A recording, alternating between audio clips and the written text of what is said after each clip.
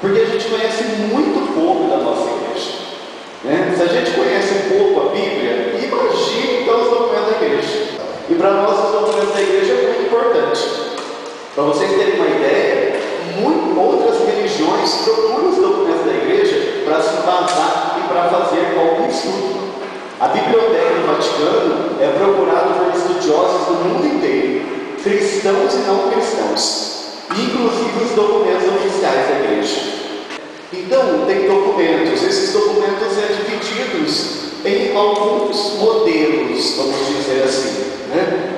Um modelo, vamos dizer, um pouco mais de estudo, o outro um pouco mais formativo, o outro um pouco mais de direcionamento. A gente geralmente, nesses documentos, a gente encontra muito encíclica, que literalmente significa cartas circulares, ou seja, escrita pelo Papa, né? Mas algum assunto especial que ele escreve essa carta, mas não é uma cartinha que a gente escreve, uma cartinha aí com 60, 70, 80 páginas, né? Básica e dirigida a todo o povo, a todo mundo, a todos os cristãos e todos os fiéis e as pessoas que querem se interessar por isso. Então, essa encíclica pode abordar vários assuntos, como um tema doutrinal ou de moral, incentivar uma devoção, condenar erros, informar os fiéis sobre os perigos para a fé, procedentes e de correntes culturais, leis e etc. Enfim, quando escreve uma encíclica, pode direcionar essa encíclica para qualquer assunto, né? Para qualquer problema que esteja acontecendo ou para qualquer dificuldade dentro do mundo católico, cristão, que escrever alguma coisa direcionada para isso, tá bom?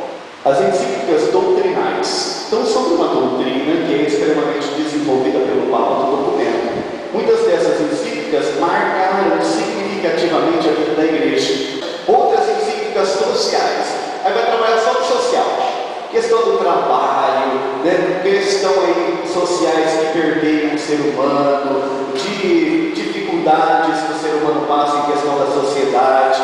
Então, esses documentos foram elaborados a partir do final do século XIX, em que os papas têm formulado uma doutrina social da igreja, chamada DSI, a doutrina social da igreja. Hoje é buscada por líderes, né? A gente não sabe disso, mas por líderes políticos, pessoas cristãs de bom senso, que se baseiam na doutrina social da igreja para desenvolver leis para seus países. Então, para vocês verem, sempre falando do que o Papa, recentemente, agora que ele chegou em Madrid, né, na Jornada Mundial da Juventude, ele justamente falou isso. O centro da economia deve ser o ser humano.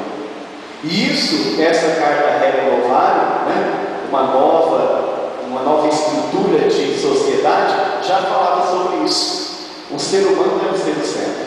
Depois trabalho, depois economia, depois o capital. Por exemplo, encíclicas exortatórias, que vai exortar para alguma coisa. Então a gente sabe que às vezes surgem algumas dificuldades dentro da igreja, alguns cismas, surge aí algum grupo que quer se desligar da igreja, ou que vai contra alguma coisa da doutrina. Então o Papa escreve essas encíclicas exortatórias, justamente tratando especificamente de temas espirituais, sendo do seu propósito principal ajudar os fiéis na sua vida sacramental e devocional. Por exemplo, as encíclicas disciplinares, né? Que também disciplina, mostra um caminho, é por aqui que nós devemos andar. Hoje, por mais que nós tenhamos dificuldades na doutrina da igreja, ou mesmo na nossa estrutura, nós não somos 100%, somos humanos. Mas hoje a instituição Igreja Católica Apostólica Romana, do jeito que ela é formulada, é uma das instituições mais invejáveis do mundo. Inveja do ponto de vista positivo, da questão da sua organização, do seu jeito de se estruturar. Fala para mim uma organização hoje no mundo, fala para mim, quem conhece pode me falar.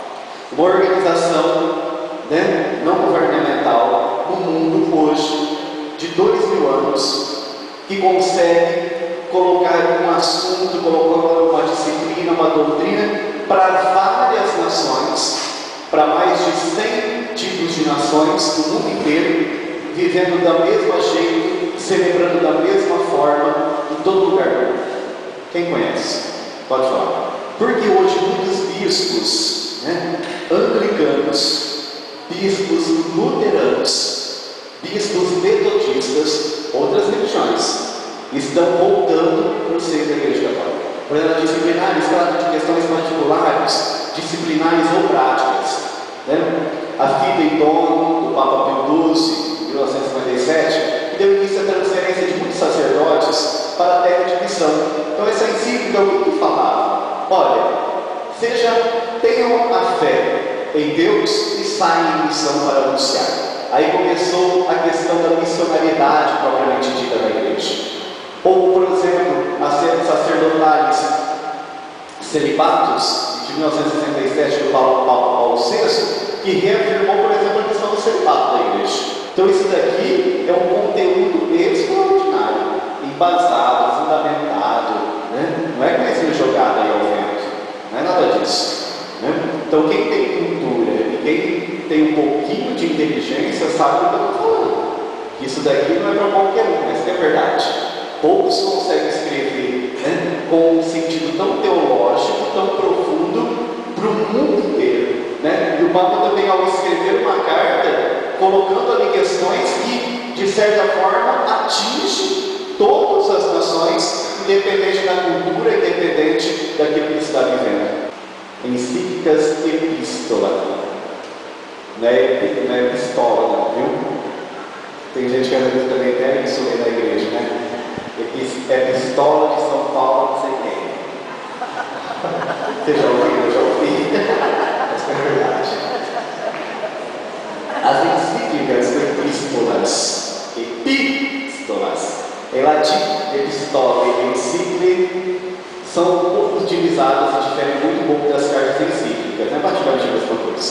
Então, essas epístolas destinam-se a dar instruções de alguma devoção ou necessidade espiritual especial da Santa Sé, por exemplo, ou um evento especial, como o Ano Santo, ou, por exemplo, uma Jornada Mundial da Juventude, ou quando teve o ano da Eucaristia, o ano sacerdotal, que a gente celebra por todos os padres. Então, escreve-se uma carta a respeito deste assunto, justamente para falar, vai ter isso, vai ter esse acontecimento. Então, é mais para algo pouco, só justamente para informar, às vezes, alguma coisa mais universal que vai acontecer. Uma Constituição Apostólica. É o decreto papal mais comum e mais importante. Através deles, o Papa promulga leis sobre os fiéis e trata de assuntos doutrinários, disciplinares ou administrativos. A criação de uma nova diocese, por exemplo, faz-se por meio de uma Constituição Apostólica. Então, Constituição Apostólica que contém definição de dogma, é denominada de Constituição Dogmática. Por exemplo, a Constituição Apostólica Munificentíssimos Deus, de Pio XII, que definiu o dogma da Assunção de Nossa Senhora, por exemplo. Aí, sobre o Código de Direito Canônico, que o Papa promulgou. Vocês sabem que o Código de Direito Canônico, o CDC, é justamente leis que direcionam toda a igreja. Tudo aquilo que a gente faz, do ponto de vista jurídico dentro da igreja, está no Código de Direito Canônico. A gente não faz nada, por exemplo, a parte administrativa da igreja, os conselhos que a gente está, nós temos na paróquia aqui o CPP, alguns de vocês participam, ou o Conselho de Economia. Isso, se a gente for procurar, lá no Código de Direito Canônico. A igreja oficial tem isso em todos os lugares do mundo. É uma organização. O padre não administra sozinho. O bispo não administra sozinho. Tem um conselho que está junto com ele para administrar. Porque vocês sabem que, por exemplo, na igreja, mesmo a diocese de Catanduva, se a diocese de Catanduva tiver uma fazenda de mais de 100 alqueires, por exemplo, e a diocese quer vender esse patrimônio para construir alguma coisa, fazer alguma coisa dentro da igreja, acima de 100 alqueires, tem que pedir autorização para fazer isso. Mesmo o bispo, tendo autoridade sobre a diocese, ele pode fazer isso. Nesse intuito, de sempre aprender mais, de sempre buscar mais, pedindo sempre nossa Mãe Maria, que na sua simplicidade soube amar e conhecer Jesus Cristo. Nós também saibamos buscar Jesus e amá-lo acima de tudo e de todos. Ave Maria, cheia de graça, o Senhor é convosco. Bendita sois vós entre as mulheres, bendito é o fruto do vosso ventre, Jesus. Santa Maria, rogai por nós, pecadores, agora Nossa Senhora Aparecida, rogai por nós. O Senhor esteja convosco. E abençoe-nos o Deus Todo-Poderoso, Pai, Filho e Espírito Santo. Tenham todos uma ótima noite, de em paz, que o Senhor nos acompanhe. Graças a Deus e até a próxima, se Deus quiser.